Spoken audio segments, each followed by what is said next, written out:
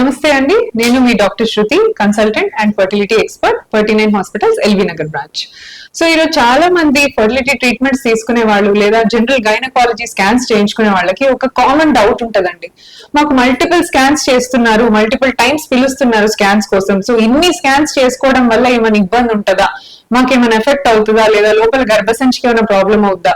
Pregnant వాళ్ళకి కూడా మనం స్కాన్స్ చేస్తూ ఉంటాం, ఈ ప్రెగ్నెంట్ వాళ్ళు కూడా మా బేబీకి ప్రాబ్లం అవుతుందా స్కాన్స్ కి అని అడుగుతూ ఉంటారు అనమాట. సో దీనికి ఒక సింపుల్ సొల్యూషన్ అండి.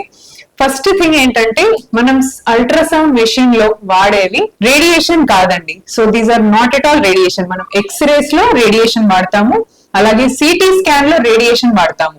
బట్ ఎంఆర్ఐ అండ్ అల్ట్రాసౌండ్ లో వాడేది piezo electric and magnetic particles use చేస్తాం అనమాట. సో దీని వల్ల it is 100% safe for the mother and the baby. So ఎవ్వరికి ప్రాబ్లం అవ్వదు. ఎన్ని టైమ్స్ మీరు స్కాన్ చేయించుకున్నా కూడా దాని ఎఫెక్ట్ కొంచెం కూడా మీ గర్భసంచి పైన కానీ అలా ఉండదన్నమాట. సో ఇంకోటి ఏంటంటే, స్కాన్ చేసినప్పుడు జెల్ కూడా వాడతారు. సో ఈ జెల్ ఎందుకు వేస్తారు? ఫస్ట్ థింగ్, ఈ జెల్ ఏంటంటే మనం స్కాన్ చేయడానికి లోపల గర్భసంచి తర్వాత మనం ఏదైతే విండో విజువలైజ్ చేయాలనుకుంటున్నామో దాన్ని క్లారిటీగా చూపించడానికి ఈ జెల్ యూజ్ చేస్తారు. సో జెల్ కూడా మల్టిపుల్ టైమ్స్ వాడుతున్నారు, దీని వల్ల కూడా వెజైనల్ ఇన్ఫెక్షన్స్ వస్తాయా? Because we keep doing vaginal scans and abdominal scans. So gel లోపలికి వెజైనా లోపలికి వెళ్తే ఏమైనా ప్రాబ్లం ఉంటుందా, ఇలాంటివి కూడా డౌట్స్ ఉంటాయి అన్నమాట. సో బికాస్ ఈ జెల్ అనేది అబ్సల్యూట్లీ న్యూట్రల్. సో ఇది అసిడిక్ కాదు ఆర్ బేసిక్ కాదు, దీంట్లో ఎలాంటి ఒక కెమికల్ కానీ ఏది ఉండదు. ఇట్ ఈస్ జస్ట్ ఒక ఏమంటారంటే సాలిడిఫైడ్ వాటర్ పార్టికల్ లాంటిదే, అంతే. సో దీని నుంచి ఎలాంటి ప్రాబ్లం ఉండదు. సో ఎనీ టైమ్స్ మీకు జెల్ యూజ్ చేసినా, ఎన్నిసార్లు అల్ట్రాసౌండ్ స్కాన్ చేసినా కూడా డెఫినెట్లీ బేబీకి ప్రాబ్లం అయితే ఉండదండి. అండ్ ఇలా మల్టిపుల్ స్కాన్స్ మనం ఎందుకు చేయాల్సి వస్తుంది? First thing I would like to talk about that. Fertility treatments లో ఏంటంటే అండి, మనం we have to time the ovulation. అంటే ఓవ్యులేషన్ ఎప్పుడు ఎగ్ విడుదల అవుతుందా అనేది మనం క్లారిటీగా చెక్ చేసుకోవాలి. సో ఎగ్ పెరుగుదల ఒక్కొక్క పేషెంట్ కి ఒక్కొక్క లాగా ఉంటది. కొంతమందికి ఎగ్ 7 days లోనే పెరుగుతుంది, ఇంకొంతమందికి ఎగ్ 14 days లో పెరుగుతుంది, కొంతమందికి ఎగ్ గ్రోత్ ఉండదు. సో ఒకసారి గ్రోత్ స్టార్ట్ అయింది అంటే దాన్ని ఎవ్రీ 3-4 days కి మనం మానిటర్ చేస్తూ ఉండాలన్నమాట.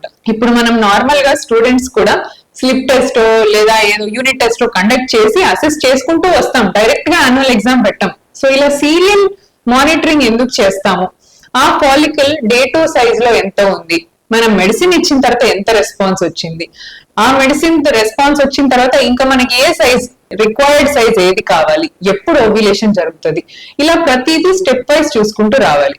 కొంతమందికి ఈ రోజు ఎగ్ చిన్నగా ఉంటది, నెక్స్ట్ డేనే అది రిలీజ్ అయిపోతుంది. కొంతమందికి ఏమో it take 7 or 8 days to release. So ఒక్కొక్కళ్ళకి ఒక్కొక్కలాగా ఉంటది కాబట్టి we have to time. So ఒక్కొక్కళ్ళని పిలిచి మనం సీరియల్ స్కాన్స్ ఒక 2-3 days ఒక స్కాన్ అలా చేయించుకుంటూ ఉంటేనే గ్రోత్ డాక్టర్ కరెక్ట్ గా ఐడెంటిఫై చేస్తారు.